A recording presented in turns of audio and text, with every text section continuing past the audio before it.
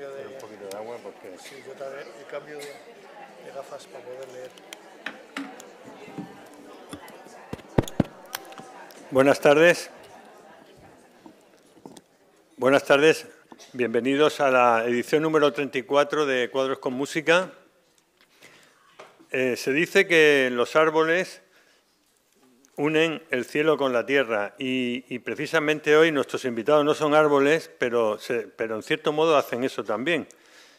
Tanto nuestro invitado para la conferencia, que es el artista plástico y pintor Jorge Fink, como Alejandro, que es el pianista que tocará la balada de Chopin, de Liszt, perdón, son personas que yo creo que van a conectarnos con esferas superiores.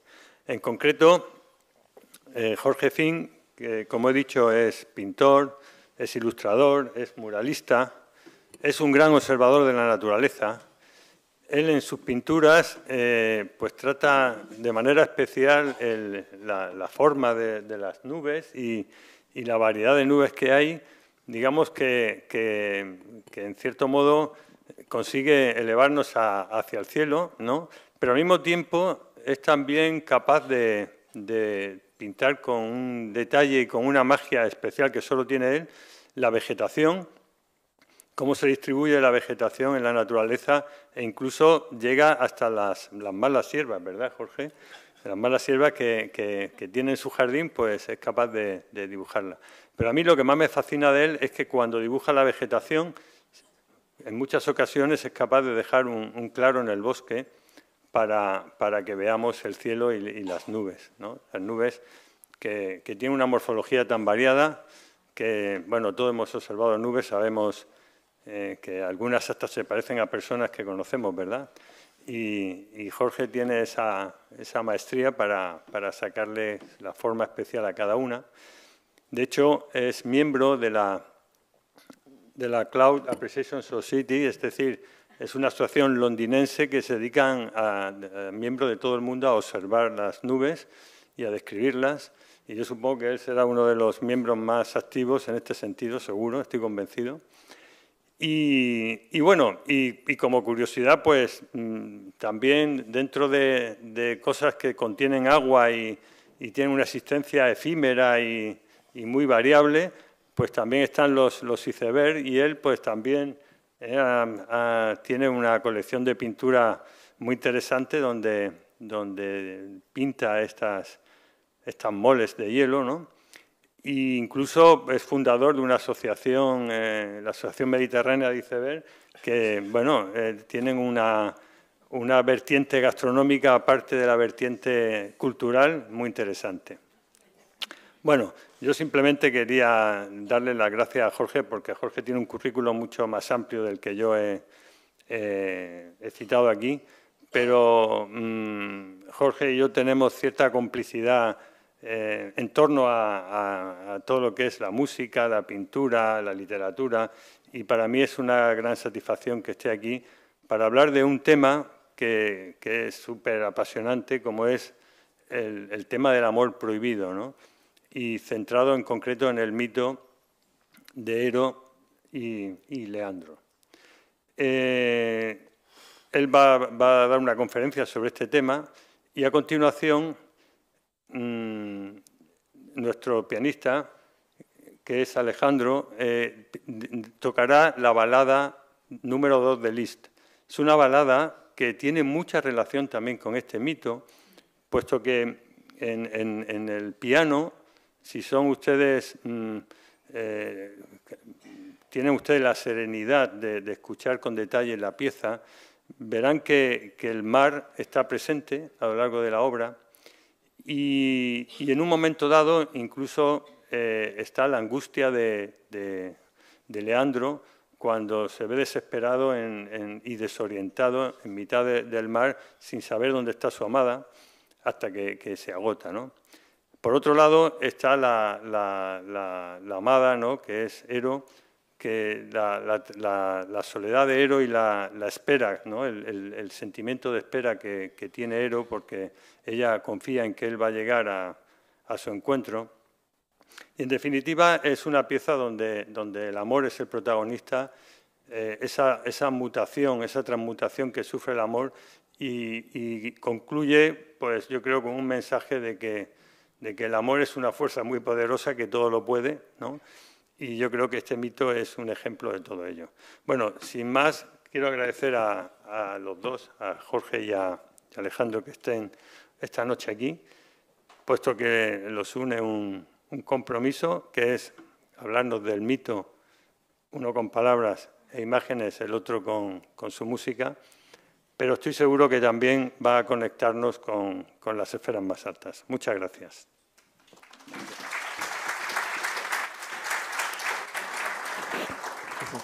¿Se me oye? ¿Sí? Bueno, pues buenas tardes a todos. Muchas gracias a Carlos Escobar por esta presentación tan generosa y a la Fundación Caja Murcia por darnos la oportunidad. Hoy vamos a hablar de la balada para piano número 2 en si menor, que es el punto de partida que a mí me dan para dar esta conferencia. Me dan esta pieza y yo soy asesorado por el profesor Ramón Muñoz del Conservatorio de Murcia, que es profesor de Historia del Arte y profesor de piano. Y Ramón me cuenta un poco que esta obra programática de Liszt se sabe con certeza, por medio de sus discípulos, que está dedicada al mito clásico de Hero y Leandro. A mí me dan la libertad de escoger el cuadro que quiero que acompañe a esta pieza de música y veo que en la historia de la pintura ha habido muchos pintores que han tocado el tema de Hero y Leandro.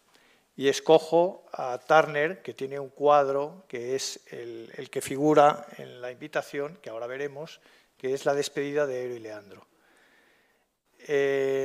Escojo a Turner en lugar de Rubens o de cualquier otro, de importantísimos pintores que han tocado este tema, porque con Turner me une una relación muy especial desde que hace muchos años empecé a pintar nubes y puse en mi altarcito a la trilogía de los grandes pintores de nubes que para mí son Turner, Constable y el alemán Caspar David Friedrich. Pero Turner me toca más especialmente por los motivos que ahora os contaré. Además, me parece que viene muy a cuento poner a Turner al lado de Liszt, porque aunque Turner es unos años mayor que Liszt, los dos están tratando este espíritu romántico de la misma manera, cada uno en su campo, ¿no? Y además los dos son dos niños prodigios, cada uno en lo suyo. Liszt a los 10 años ya está dando conciertos y es considerado una especie de nuevo Mozart, ¿no? Liszt es al piano lo que Paganini es al violín, es el que le saca todo el partido a su instrumento, como, llegando a cotas que no se han alcanzado nunca.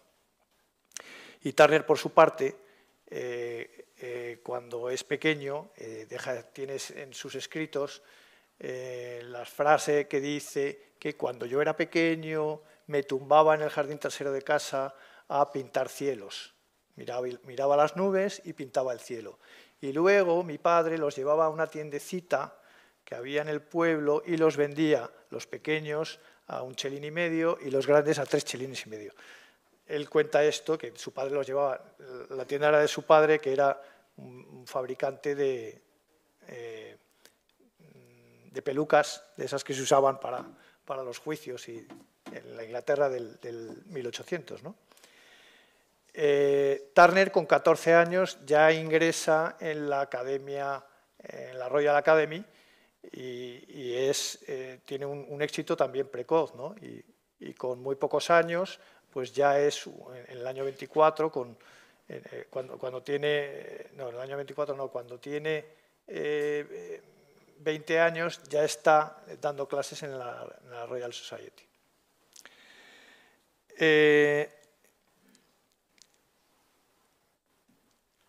Este es el cuadro, La despedida de Ero y Leandro, que pinta Turner en el año 1837. El cuadro de Turner es 10 o 15 o 20 años anterior a la pieza que Liszt prepara para este mismo tema. Os voy a contar un poco en qué consiste el mito clásico de Ero y Leandro, que es un mito griego, de la mitología griega. En el Helesponto, que es el actual estrecho de Dardanelos, es el siguiente estrecho al Bósforo. El Bósforo separa Asia de Europa, con Estambul en medio, y el siguiente, con el mar de Mármara en medio, son los Dardanelos, que es el Helesponto. Pues allí, en un estrecho de apenas 1,5 kilómetros de ancho, en el lado europeo estaba la torre de Sestos, donde vivía Ero. Y enfrente, en la ciudad de Abidos, vivía Leandro. Hay unas fiestas en Sestos, porque Ero es una sacerdotisa de Afrodita. Y en unas fiestas en honor a Afrodita se conocen los chicos y se enamoran. Por algún motivo, los padres no están de acuerdo con esta relación, cosa que pasa muy a menudo en la literatura y en la vida real, y ellos deciden verse con un truco que inventan, y es que cuando vea el terreno despejado, Ero, en la torre de Sestos, va a encender un candil para que desde el otro lado Leandro pueda cruzar a nado y puedan pasar la noche juntos. Esto lo repiten a lo largo de varias jornadas, pero llega un momento en que una noche, con una gran tempestad, el viento apaga el candil, Ero se queda dormida y no se da cuenta, y Leandro se ha tirado a nadar y la tempestad le despista completamente, no tiene la referencia del candil y se ahoga. A la mañana siguiente, el cuerpo de Ero aparece entre las rocas a los pies de la torre de Sestos, y cuando Ero lo descubre, desesperada, se tira para morir con él.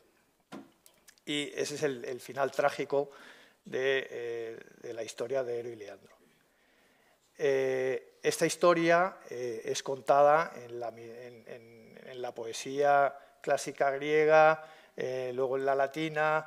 La versión que nos llega a nosotros, después de haber hablado de ello Ovidio y principalmente el poeta griego Museo, que es ya del siglo IV después de Cristo, que es la versión que llega después por toda Europa con el Renacimiento, con Dante, Petrarca, Boccaccio, traen esta versión de Museo y es la que se conoce en toda la cultura occidental. Cuando Turner pinta este cuadro, él explica, cuando lleva el cuadro a la Royal Society, que él se basa en la obra de Museo, en la poesía de Museo. En la historia de la pintura y de la literatura es un tema muy conocido y que lo tocan un montón de autores.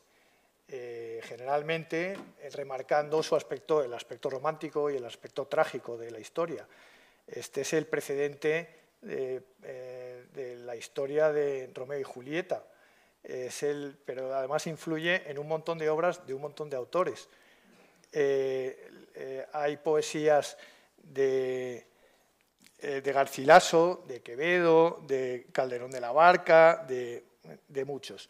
Y todos lo tratan de esta manera trágica. Algunos lo usan para verle la parte sarcástica y tratarlo con cierto humor. Por ejemplo, Góngora, en esa famosa poesía que conocemos todos, que dice eso de ande yo caliente y ríase la gente, pues hay una de las coplillas que dice: pase a medianoche el mar y arda en amorosa llama Leandro por ver su dama, que yo más quiero pasar del golfo de mi lagar la blanca o roja corriente y ríase la gente. O sea, el vino tinto o el vino blanco y yo a lo mío, ¿no? Y otro que lo trata con sacándole la parte cómica o sarcástica es Shakespeare, que lo trata en muchísimas de sus comedias y de sus tragedias. Aparece en El sueño de una noche de verano, aparece en Mucho ruido y pocas nueces, y en la obra Como gustéis, Shakespeare utiliza todo su humor para situar a una pareja que se llaman Orlando y Rosalinda. Orlando está locamente enamorado de Rosalinda y le dice que se va a morir de amor. Y Rosalinda le responde: en este bendito mundo nunca un varón ha muerto de amor. Le dice: todo esto es una tontería, morirse de amor, déjate de chorradas, y eso no va a poder ser. La historia de Leandro, le dice Rosalinda, es que hacía muchísimo calor, Leandro se fue a bañar, le dio un calambre y se ahogó. Y luego los cronistas necios dijeron, le echaron la culpa a Ero, porque siempre nos echan la culpa a las mujeres. Pero, dice, a veces los hombres mueren y los gusanos se los comen, pero nunca por amor. Bueno, la versión que conoce Turner es la de Museo, pero coincide que precisamente en los mismos años hay un personaje que es Lord Byron que pone muy de moda toda la historia de Ero y Leandro. Y se trata de que Lord Byron ha heredado de su tío abuelo el escaño en la Cámara de los Lores y decide irse a hacer su gran tour de 2 años por Europa. Pasa por Portugal, pasa por España, se enamora de todas las gaditanas, se va a ver al general Castaños, que acaba de un par de años antes de ganarle su primera batalla a Napoleón Bonaparte, en la batalla de Bailén, y luego continúa su periplo, está en Sicilia, en Creta, en Italia, en Malta, en Grecia, y por fin llega a Turquía, donde convence al capitán de la fragata en el que él está que le lleve al Helesponto porque quiere hacer el cruce, la misma travesía a nado que hizo Leandro. Lord Byron tenía una cojera por un pie que tenía deforme y a pesar de eso el tío era un nadador excepcional. Y hace la primera travesía a nado que se conoce en la vida moderna, que está documentada.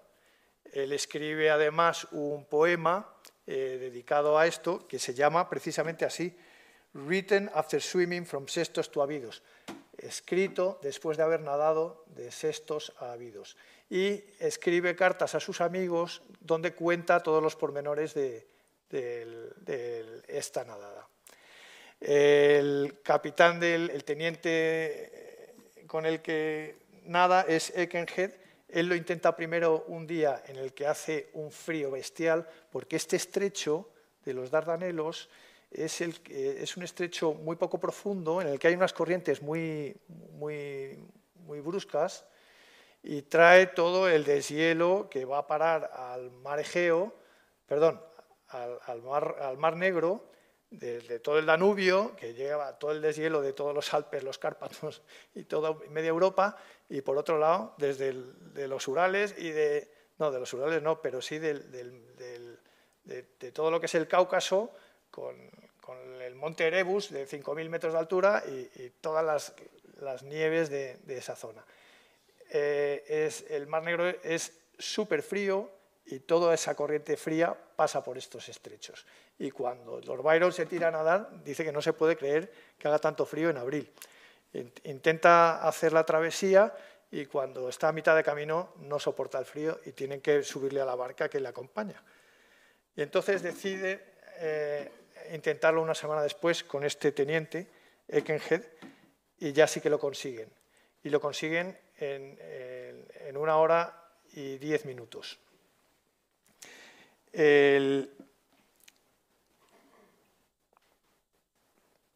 Bueno, en el poema que escribe Lord Byron viene a decir que, bueno, dice que Leandro y él no han conseguido las mismas cosas.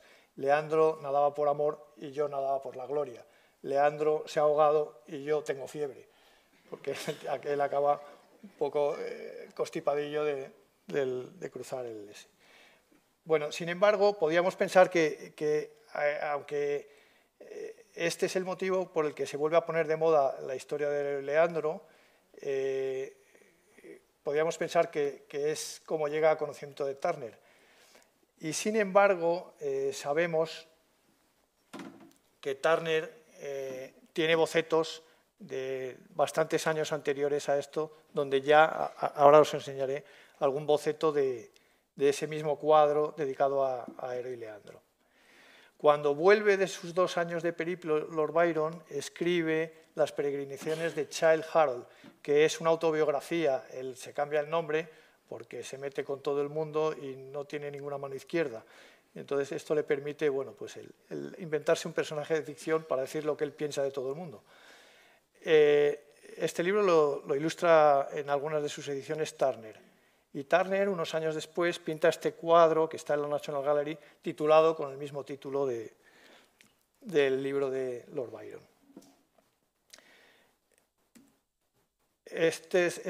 Os he dicho antes, estos bocetos que prepara Lord Byron va haciendo una serie de cuadernos a lo largo de los años, donde hace todo tipo de bocetos que luego los usa para sus cuadros. Aquí podéis ver cómo en esta parte de la izquierda de este boceto ya figura esa representación de la ciudad que él va a poner, con unas figuras en una escalinata y el mar a la derecha. Y arriba, escrito a pluma, Hero and Leander.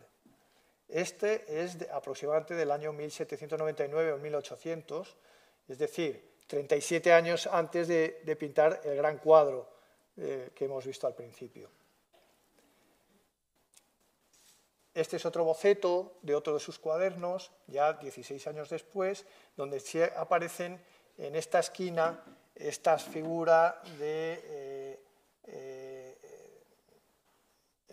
Cupido o de Himeneo levantando el faro, y a la derecha toda esta confusión que va a montar él con las olas rompiendo contra las rocas. O esta otra, ya del mismo año en el que pinta el cuadro, donde ya se ve más claramente el mismo esquema, pero ya desarrollado con más interés. Bueno, el esquema que sigue Turner para pintar este cuadro de la despedida de Hero y Leandro es seguir el que es su gran guía artístico, que es Claude Lorraine, Claudio de Lorena, como le llamamos en España.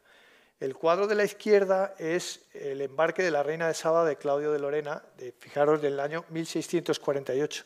Y el de la derecha es un cuadro de Turner titulado Dido construye Cartago, de 1815. Cuando Turner descubre los cuadros de Claudio de Lorena, se vuelve loco y dice: yo quiero pintar como este tío. Lo que dicen es que la primera vez que ve un cuadro de Claudio de Lorena se echa a llorar, y le preguntan por qué llora y dice: porque nunca seré capaz de pintar como este hombre.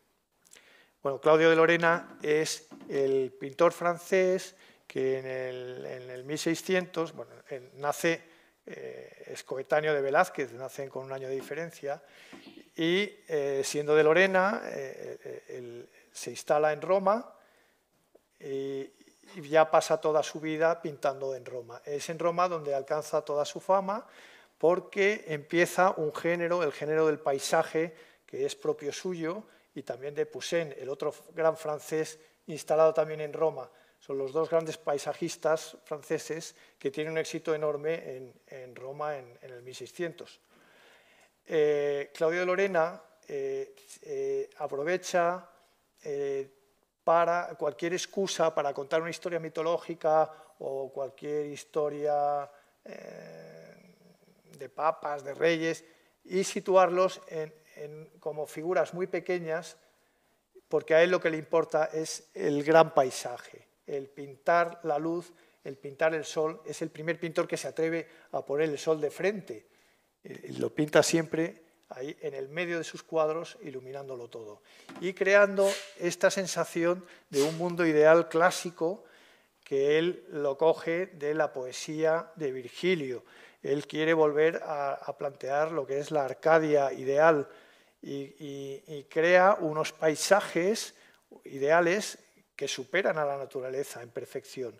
Busca la belleza más absoluta y lo que quiere es enseñar la armonía clásica.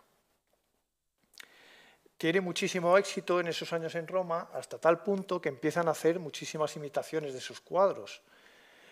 Y decide empezar a hacer un registro de sus cuadros y a escribir un libro que es el Liber Veritatis, el libro de la verdad, donde hace unos pequeños bocetos, pequeños dibujos de cada uno de los cuadros que ha pintado y explica quién lo tiene, dónde ha ido a parar, qué día lo pintó, cuánto mide, todos los datos. Este Liber Veritatis luego se publican con los años por toda Europa y tiene muchísimo éxito. Y entre los ingleses es muy conocido porque se establece la costumbre de que todos los grandes lores que van a hacer su gran tour a Italia tienen que volver en el baúl con un cuadro de Claude Lorrain. Claude Lorrain, de todas maneras, la parte más importante de su obra, gracias a Dios, la tenemos nosotros en el Museo del Prado, porque el rey Felipe IV le hace los encargos más importantes para vestir las salas principales del Salón de Reino que está construyendo en el Palacio del Buen Retiro, en Madrid. De ese palacio ya no queda el palacio, bueno, queda lo que es el Salón de Reinos, que es lo que era el Museo del Ejército, y queda el pequeño jardín que hay detrás, que es el que llamamos el Parque del Retiro. El resto de los cuadros de ese gran palacio, que luego se ha ido deshaciendo, han ido a parar, gracias a Dios, al Museo del Prado, que es donde los podemos ver nosotros. Cuando Turner conoce la obra de Claude Lorrain, empieza a imitarle de una manera descarada, como podéis ver en este cuadro de Dido construye a Cartago. Este es un cuadro que lo pinta Turner y lo dona, deja escrito en su testamento que quiere que sea para donarlo para la National Gallery, y con la condición de que lo pongan en una sala, su cuadro de Dido construye Cartago en el centro y dos cuadros de Claude Lorrain a derecha e izquierda, un poquito más pequeños que el suyo, porque Turner se encarga de que el suyo sea un palmo más grande en todos los sentidos, ¿no? Y le guardaron la palabra y en la National Gallery, en la sala 36, podéis ir a verlo. Yo he puesto estos dos juntos, el tercero no, y hay otro cuarto de Turner que también está, porque no es necesario, ¿no? Bueno, veis cómo Turner sigue a pies juntillas el colocar la atmósfera, ese sol en el centro. El sol llega a ser para él un motivo fundamental. Al final, Turner se convierte en un pintor donde lo más importante es la luz. Y todas estas figuras, igual que Claudio de Lorena ha empezado a ponerlas muy pequeñitas, Turner cada vez las difumina más y al final se queda solo con esa luz, con ese sol que para él es lo principal.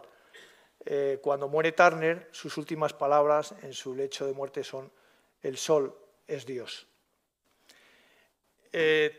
Turner va pasando por una serie de etapas.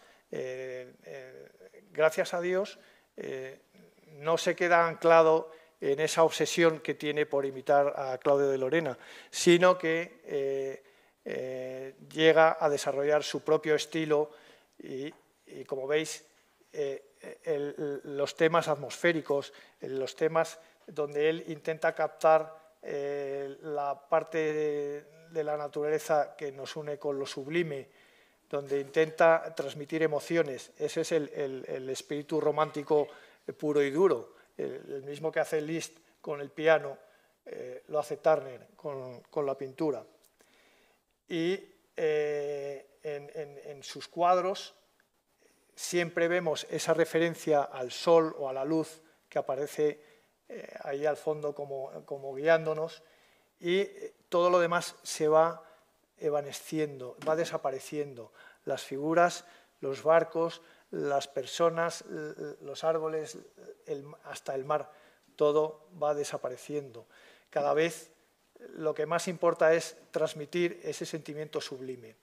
Por eso yo, cuando escogí el cuadro para esto estuve tentado de poner uno de estos cuadros de Turner, porque pienso que tiene mucho que ver con la pieza que vamos a oír de Liszt, donde vais a oír cómo el mar se mueve con violencia, cómo se intenta conectar con una parte, la parte más emotiva que tenemos, y se intenta plasmar el auténtico espíritu romántico, ¿no?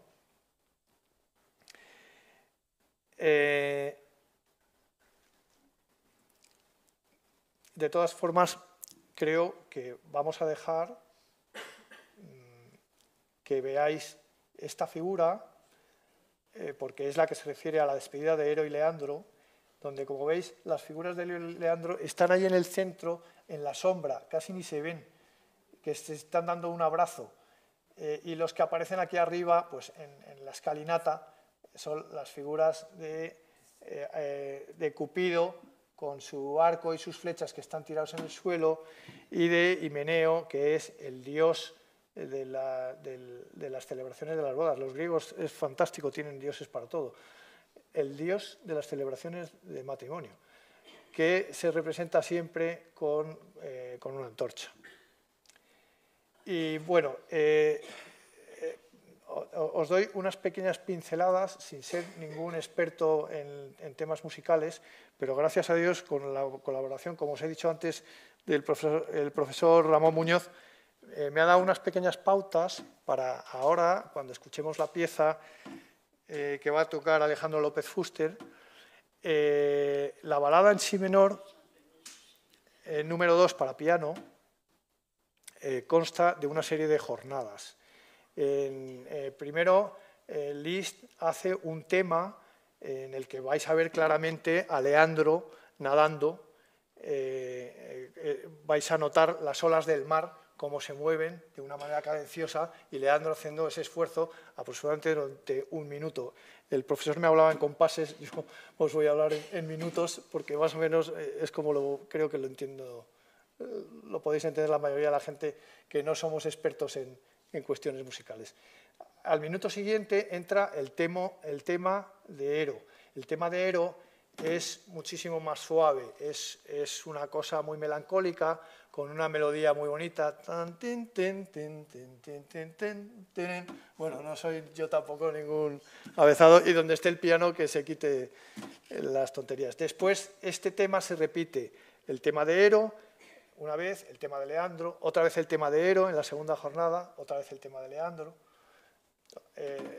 al revés, empieza el de Leandro, y luego hay un tercer tema que es un tema de amor, el tema de amor donde ya por fin se unen los dos enamorados.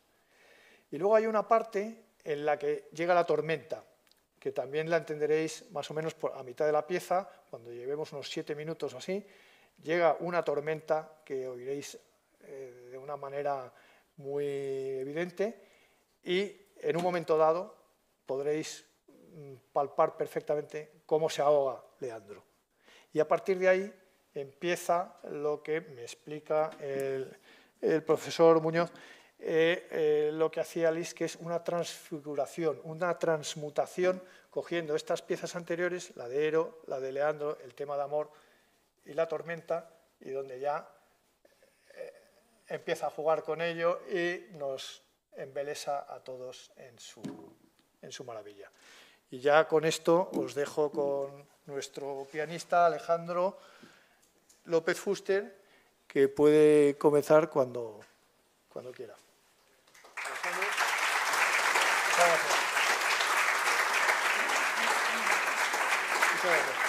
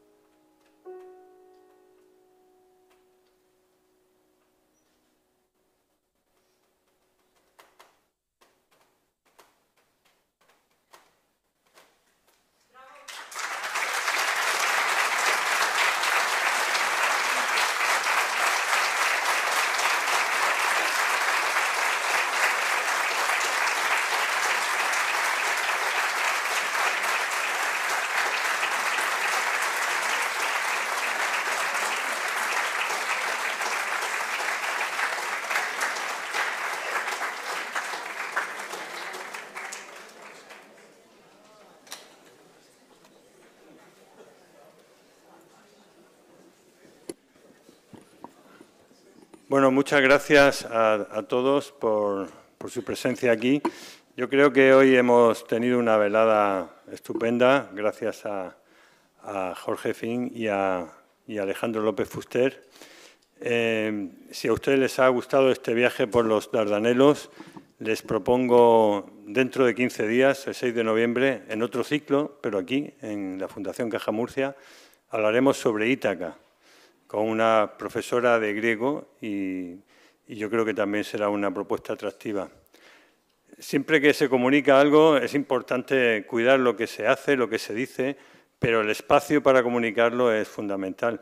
Y bueno, quiero tener unas palabras de agradecimiento, lógicamente, para la Fundación Caja Murcia, porque yo creo que en nuestra ciudad no hay mejor sitio para hablar de cultura como esta gran sala que tenemos aquí.